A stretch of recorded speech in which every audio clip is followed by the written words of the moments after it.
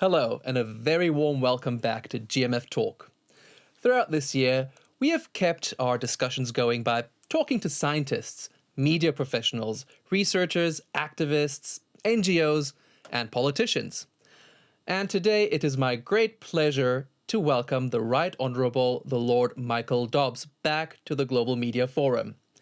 Lord Dobbs is not only a veteran UK politician, he's also an author, and you've probably heard of his famous trilogy, House of Cards. He joined us in Bonn last year for the physical conference, but this year, alas, we must remain socially distanced. But first of all, welcome back, Lord Michael Dobbs. Certainly. Thank you so much for inviting me back. I had such a wonderful time when I was with you in Bonn. Huge frustration that we're doing it this way, but every little helps. Thank you. And thank you for being here, and we'll hopefully have better days again. It's wonderful to have you back at the Global Media Forum, and I want to talk Brexit with you. But before we talk about all things Brexit, my first question to you actually does deal with your experience as an author, I suppose. We're in the midst of a global pandemic, and 2020 has been challenging for even the toughest of characters out there. And there will be repercussions for years to come arising from this crisis. Now, as a writer, what strikes you as stranger these days? Is it fact or is it fiction? You asked me that question after we've had 4 years of President Trump, after we've had dear Boris, my own Prime Minister, who even in this last year, he's got divorced, he's then got engaged, he's had a child, and he's almost died. I mean, not bad for 12 months of the Prime Minister's life.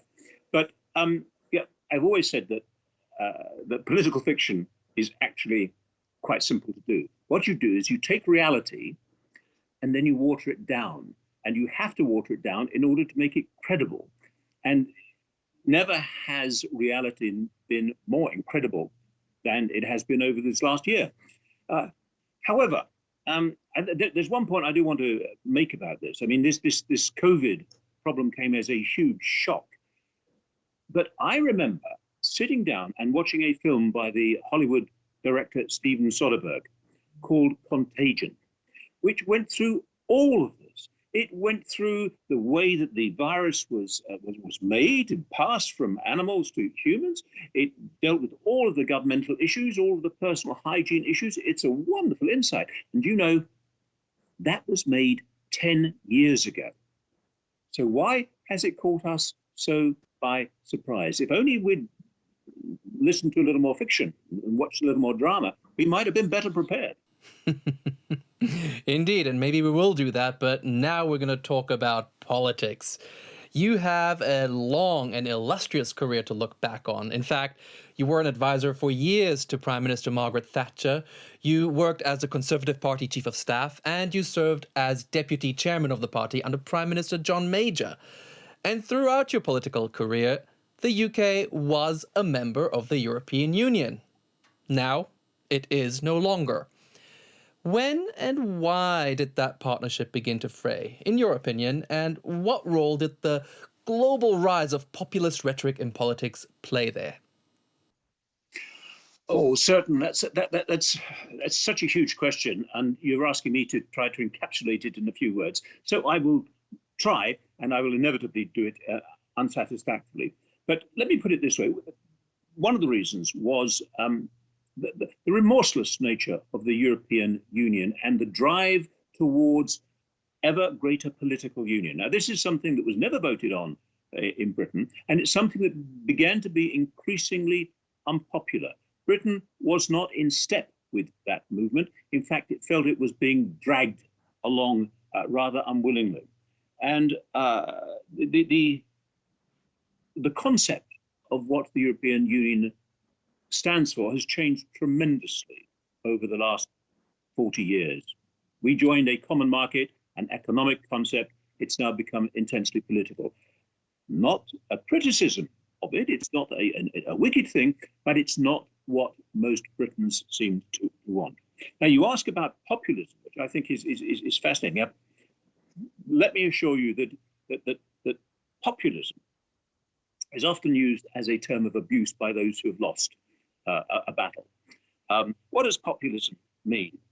Well, can I show you that, in my view, that the whole thrust towards leaving the European Union hasn't been carried on the back of dinosaurs.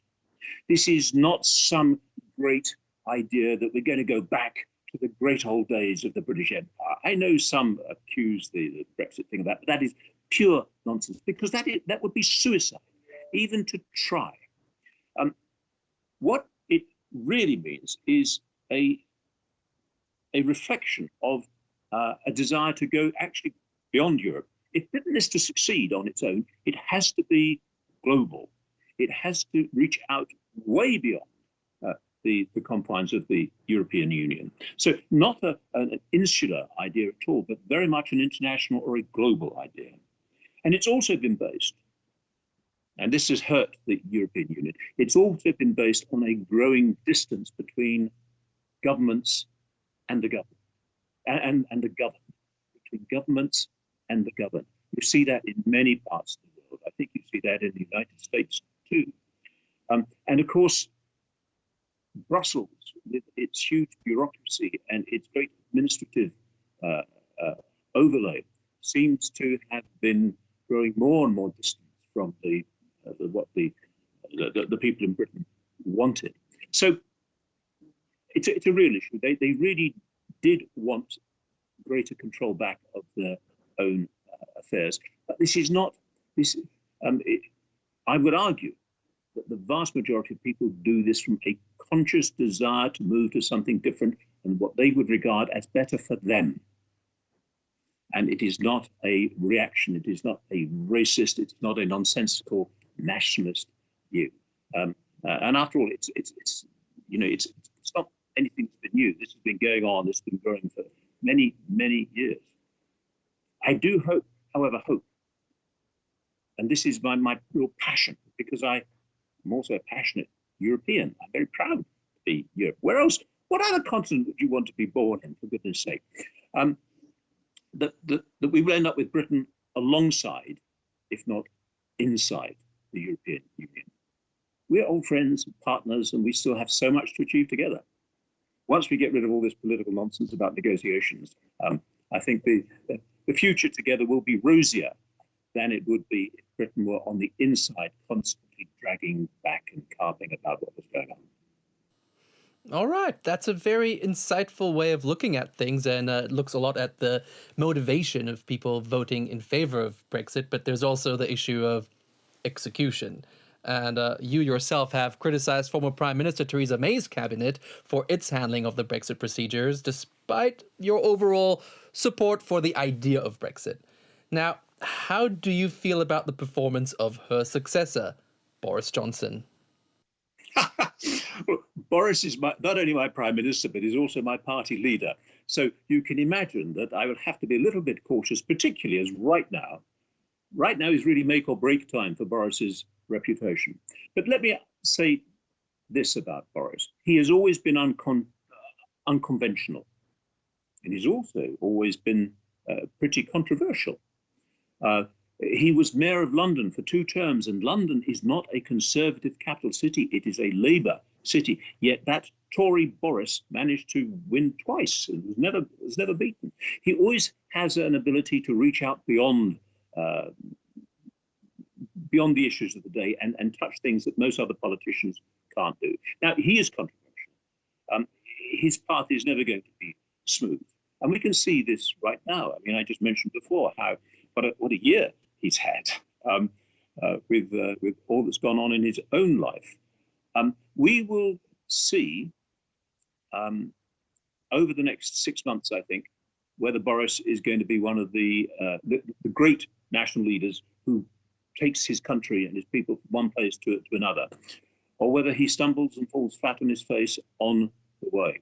But what you cannot expect is Boris to do things simply the way that other politicians do it. That's always been his charm and has always been his appeal. We'll have to wait and see the next 6 months, see what comes out of it. One of the main issues, though, about Brexit, one of the key reasons that Brexit was even brought up, was UK's immigration policy.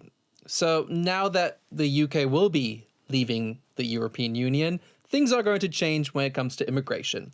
And in short, it will just become much harder for EU citizens, or, well, for anyone really, to qualify to live and work in the UK if they're not born or naturalized as British subjects.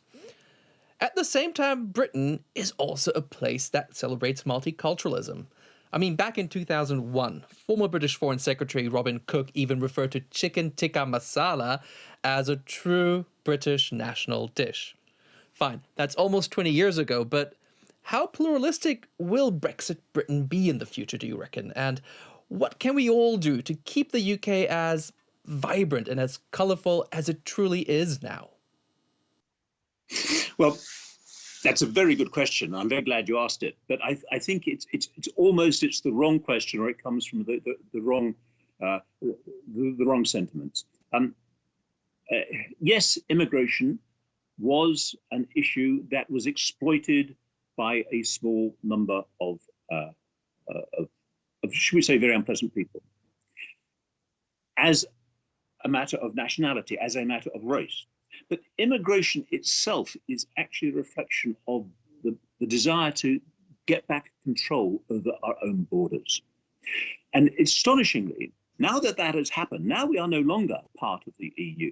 The whole profile of immigration has just dropped away. It doesn't mean to say that immigration, the numbers are going down. They're not. But once people feel that actually I'm in control and it's not somebody else making the rules about what my society is going to be like and how it's going to develop, people begin to relax. And you look at what Britain is. You look at this Tory government, this mean right-wing Tory government. The Chancellor of the Exchequer, Rishi Sunak, who took over from Sajid Javid, the Home Secretary, Priti Patel, the Business Secretary, Alok Sharma, the new Vaccine Minister, Nadeem Sahawi. Listen to those names. This is a very pluralistic society. It is increasingly so. What it does mean is that in the future, Britain will be looking for its immigrants that it desperately needs beyond simply the confines of Europe, to a wider audience. There will be a change, however, and I don't want to duck the question that some people, some members of the EU will find it more difficult to come here because the emphasis on immigration will be not on numbers, but on the quality and the skills of those immigrants. So somebody skilled from the EU who wants to come to Britain will have the same chance as everybody else. But what we won't be subjected to is the fact that anybody, even if they have no skills whatsoever and nothing really to offer, will have the right to come to Britain. That is gone. And I would point out that I think that this is an issue which is still very live within the European Union itself. It was a policy is great and it's easy when times are good. But as soon as times become difficult, the weaknesses of those policies are exposed. And everybody knows that the whole idea of freedom of movement within the borders of the European Union is now under pressure in a way that it has never been before because of the realities of hardship. So it's not just Britain. And I think that, and I would hate to think that Britain would become more racist. Actually, it's becoming more internationalist. And if you think of what London has become, why do people come to London in such numbers? Why is London a great financial capital? It's because people not only want to skill people, not only want to work there, but they also want to live there. And the change in London over the last 20 years has been magnificent, and it's been wonderful, and it's been really exciting. That has to be maintained if Britain is to succeed outside of the EU. But you said earlier that the Brexit project isn't about returning to the days of the empire. Yet if Britain has to look at allies for its immigration needs in areas that used to be former colonies, former empire countries, let's say Canada or Australia and everything in between, isn't that doesn't that reflect badly on the country? Doesn't that make it sound like it perhaps is a shift back towards the Commonwealth, a shift back towards other allies, just to shift away from the EU, almost out of spite? That nothing should be done out of spite. And what worries me about where we are right now in the negotiations is that if they fail, if they don't come up with an immediate agreement, the blame game will come to the fore, and the well will be poisoned, and it will make it much more difficult to go forward. Because let's face it, whatever happens, Britain and the EU are going to have to carry on doing business, talking with each other, and coming to agreements with each other. It may not be now, but if it's not now, it must be somewhere down the line. Politicians have a terrible habit of making a mess of what is really common sense. But you talk about going back to the Commonwealth is a wonderfully multinational, multiracial organization. Why do we look to India, Singapore, all these other Commonwealth countries in Africa, as well as Canada and Australia and New Zealand? Because we all understand each other. We all talk English. We have so much in common. We have often institutions in common. We have a background. We have a history with each other. It may be a choppy history at times, but we all end up playing cricket, and that gives us a basis for moving forward together. And it's interesting. I mean, we have now Brexit Britain has, I think today, just signed its 56th trade agreement around the world. Many of them with English-speaking countries, but of course, many others. Today's was with Vietnam, not an English-speaking country at all. And it makes it all the more frustrating that we are having these difficulties signing a trade agreement with our dear friends and partners and neighbours in the European Union. We will, I know, get there. I just can't tell you when. But also some countries are trying to leave the Commonwealth. Do you think this will lead to a renaissance of the Commonwealth, perhaps? No. In fact, certain, I think you'll find that countries are joining the Commonwealth, even those that were never part of the British Empire, because it's more than a talking shop. It's a place where global interests are brought together, where understanding is deepened between first world countries and third world countries, and the outlook for the Commonwealth is actually very rosy. I mean, and let's face it, many of the other international organizations, global organizations that we wanted to be able to rely on, have become, shall we say, surrounded by controversy and criticism that they're not actually able to meet the challenge. United Nations is one of them. It is a wonderful concept. How well does it work in practice? The answer many people would give is not as well as it should be working. So the fact that we have another global, and it is truly global international organization like the Commonwealth is actually, I think, very good for everybody. Maybe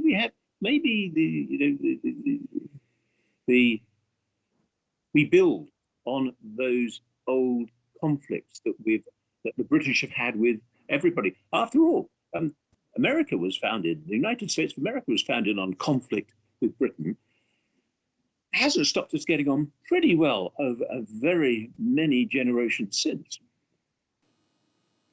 Well, wherever you may stand on the Brexit issue, there's no denying that in addition to politics, the media also played a major role in producing the eventual result of the referendum more than now 4 years ago now. Where do you think news organizations perhaps made mistakes? Where did they fail the people? And what lessons should we as journalists learn from this chapter of history? That is another fascinating question, because you're talking to me as a Brexiteer, but I totally understand those who disagree with me. I have dear friends who are ardent Remainers who see who want a different future for this country and its relationship with Britain. It doesn't make them bad. It doesn't make them wrong. It just puts them on the wrong side of this democratic argument. And remember, it's an argument that was resolved not just in a referendum, but also last year's general election, where Boris came back with a huge majority.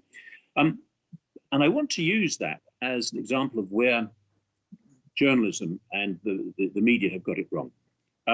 It's very interesting that the establishment got it totally wrong over the Brexit referendum. It then got it totally wrong over the subsequent general election. They simply didn't see what was happening. And the opinion polls got it wrong too. And there's a growing, I mentioned, growing gap between government and the government. One might call it the establishment and those out there who are just getting on with their lives. The establishment, at least in Britain, has appeared over the last decade or more to be increasingly a bubble in which those who are members of it, and it includes the media, are talking to themselves. They are not listening from what is going on elsewhere in the country. And it's one of the reasons why the BBC is becoming far less popular and its future is under great question. The BBC has been a paragon of media standards, broadcasting standards for decades. Its future is now in trouble. And what I think we're seeing is that the establishment is talking to itself and is forgetting what is going on outside. So many more people are no longer reading newspapers. So the newspapers become more and more desperate to grab more and more extreme with their headlines and the populism, or whatever it is you want to call it.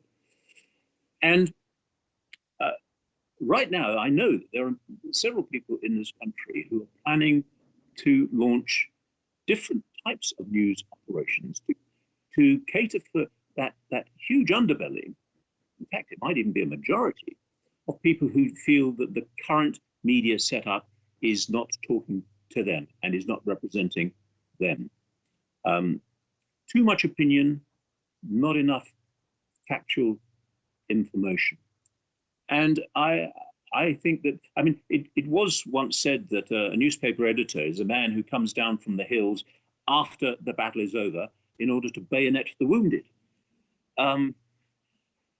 Nowadays, I think media is going to have to learn that the old way of doing things seems no longer to be so appealing, and it's much more difficult to make money out of it. So the media, it's often said that the media was the cause of Brexit. That's why the referendum went that way. The media didn't win the referendum. It was the people, ordinary voters, millions of them, who won that referendum. So it's going to be a future of huge change, of huge uncertainty. But that has always sparked new ideas and new approaches and progress. So although I can't spell out what the future is going to be like in 18 months' time, I do have an innate belief that we, as a country, and indeed as a humanity, right now, under the pressure of COVID, we're saying, oh my God, this is awful. No, we have got through it before. Humanity makes progress because it innovates, it changes. And it does need to innovate and to change. And I believe that in 10 years' time, we will be in a much better, not just Britain, but all of us will be in a much better and a much stronger position. We will have moved on from these petty discussions, and they sometimes do seem very petty discussions that we have nowadays, to a much safer, brighter world. My children will have a much better future than we expect them to. What a wonderfully optimistic note to end on. Some fascinating insights there by Lord Dobbs, not only into British politics, but also into the relationship between the media and politicians and truly humanity. Thank you very much for your valuable contributions, Lord Dobbs. We do hope to welcome you again in Bonn, soon, hopefully. And thank you to our audience around the world for making the time today. Stay safe, stay healthy, and stay curious. Until next time.